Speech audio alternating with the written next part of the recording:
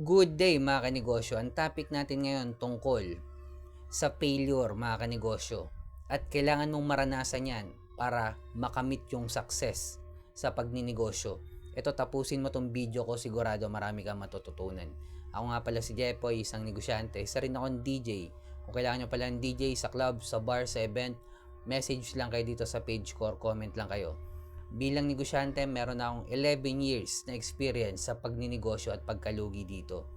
Bakit ba kailangan natin mag-build para magtagumpay sa tatahakin natin sa mundo ng pagninegosyo? Kwento ko lang mga kanegosyo. Isa na rin siguro sa advantage ko yung pagiging binata. O lagi kong sinasabi na advantage na pumasok sa mundo ng pagninegosyo kapag wala ka pang anak at bata ka pa or nasa 20s ka pa. Why? Expect mo na pag pumasok ka sa mundo ng pagninegosyo, 10 years. So kung pumasok ka ng 30, expect mo yung 10 years, 40, sa 40s ka pa lang, doon mo pa lang mararanasan yung success. Boss Jepoy, yung kilala ko, isang negosyo lang, nagtagumpay na. Hindi mo alam yung kwento niya. Pwedeng ika-11 years dun siya mag-build. Iba-iba tayo ng kwento, pero expect nyo na yung pagkalugi, mga kanegosyo. At taon, hindi lang buwan, ang tsatsagain nyo. At napakahirap magnegosyo kapag may anak ka na. At ayun yung isa sa mga advantage ko sa mundo ng pagninegosyo. Kahit malugian ako ng ilang beses, na 4 na beses, kahit magutom ako, pwede akong makitira sa magulang ko, pwede akong kumain isang beses isang araw, pwede akong bumalik sa pagtatrabaho ulit, pwede akong tumigil konti ng ilang buwan, makikain sa magulang ko. Wala akong binubuhay na anak, mga kanegosyo at pamilya. Dahil in-expect ko na yung failure or pagkalugi sa mundo ng pagninegosyo. Nagsimula po ako, nasa 20s ako, mga kanegosyo. Nagsimula ako pumasok sa mundo ng pagninegosyo.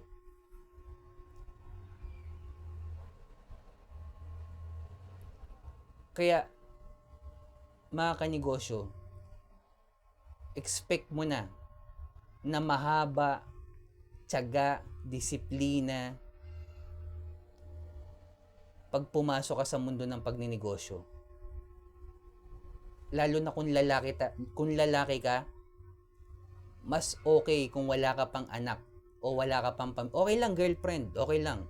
Ako may ex ako noon, may girlfriend ako habang nagninegosyo, pero never ako nagkaroon ng anak, mga kanegosyo. Dahil alam ko, sa sobrang hirap ng pagninegosyo, ang hirap din bumuhay ng pamilya at sobrang haba ng labanan sa mundo ng pagninegosyo.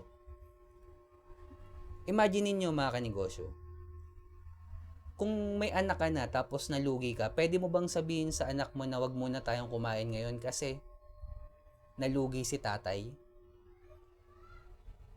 Okay yung mga panahong kumikita ka. Paano kung yung mga panahong walang kita? Paano yung pambili mo ng diaper? Paano yung pambili mo ng gatas? Excuse. Mga kanegosyo ang kinakausap ko dito, mga kapwa ko lalaki, na nangangarap din pumasok sa mundo ng pagninegosyo.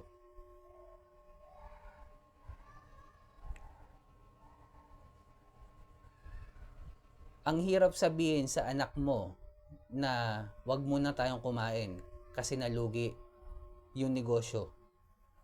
At ang hirap na bumalik sa mundo ng pagninegosyo kung may anak ka at pamilya ka. At iyon ang isa sa mga advantage ko, mga kanegosyo, bilang binata. Well, magkakamali ka dyan. Si kilala kong ganito, isang try lang sa pagninegosyo. Kinabukasan si Mark Zuckerberg na. Yung kilala kong ganito, Isang try lang sa pagninegosyo, kinabukasan si Bill Gates na. Walang ganon, mga kanegosyo. Taon. Imumold ng panahon yung karakter mo kung para ka ba talaga sa mundo ng pagninegosyo. Kumbaga may screening yan, mga kanegosyo. Ini-screen. Di ko alam kung yung Diyos na mismo nag-i-screen, yung panahon na mismo nag-i-screening sa mga taong papasok sa mundo ng pagninegosyo, kung para ba talaga sila dito. Walang masama sa pagpasok sa trabaho, mga kanegosyo. Hindi tayo yung ibang vlogger na huwag ka magtrabaho, hindi. Nakapagbigay yan ng pagkain sa pagkainan at pamilya natin at marangal yan. Kanya-kanya lang tayo ng path sa buhay, mga kanegosyo. Ako gusto ko lang talaga pasukin yung mundo ng pagninegosyo. So balik tayo, may screening dyan, mga kanegosyo. At kapag nalagpasan mo yung screening na yon, na kumpara ka talaga sa pagninegosyo, magtatagumpay ka. Kaya kung nakakapanood yung mga 20s ngayon, much better magsimula ka ng bata. At expect mo 10 years. Sa loob ng 10 taon na yon, okay lang mag-girlfriend ka pero wag mong bubuntisin. Kasi napakahirap, mga kanegosyo. Eventually, pag nagkaroon ka ng anak, automatic parang out ka na sa game. Out ka na, may anak ka na eh. Parang gano'n, mga kanegosyo. Alangan namang unahin mo yung negosyo kaysa sa anak mo. Expect nyo na malulugi ka, hindi lang isang beses. At hindi nyo pwedeng expect na hindi kayo malulugi, mga kanegosyo, kalokohan yun. Baka si Chinkitan lang magsasabi na sa'yo, pumasok kayo sa pagninegosyo at di kayo malulugi, kalokohan yun. Kaya, sa papasok sa mundo ng pagninegosyo, make sure, 20s, magsimula ka na.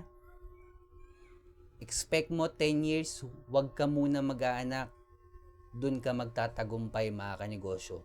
Tsaka tayo namang mga lalaki, ang prime age naman talaga natin is 30s to 48 years old. Walang masama kung mag-anak ka pagdating mo ng 35 pataas. Kasi yan naman talaga yung prime age nating mga lalaki. Hindi naman tayo tulad ng babae na kapag umidad ng 30, hirap na tayo magbuntis. Based sa science tsaka facts yan, mga kanegosyo. Hindi tayo tulad ng mga babae na ang prime age lang 18 to 25 years old. Kasi once na nasa 30s na ang lalaki, mas wise na tayo mag-isip.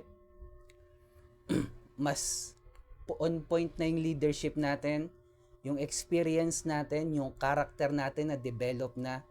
Mas marunong na tayong gumawa ng pera financially. Marunong na rin tayo mag-handle na magiging pamilya natin. Yan yung tamang edad. 30s pataas para sa mga lalaki. Hindi naman tayo babae, mga kanegosyo. Magkakaroon pa rin tayo ng anak. Kaya huwag kayong mag-alala, mga kanegosyo. Hayaan nyo nang mauna yung mga kabatch nyo, mga kanegosyo. Hayaan nyo nang mauna yung mga kabatch nyo na magkaanak. Kanya-kanya tayo ng landas sa buhay, mga kanegosyo. Kung gusto mong pasukin yung mundo ng pagninegosyo. Ingat tayong lahat. Peace.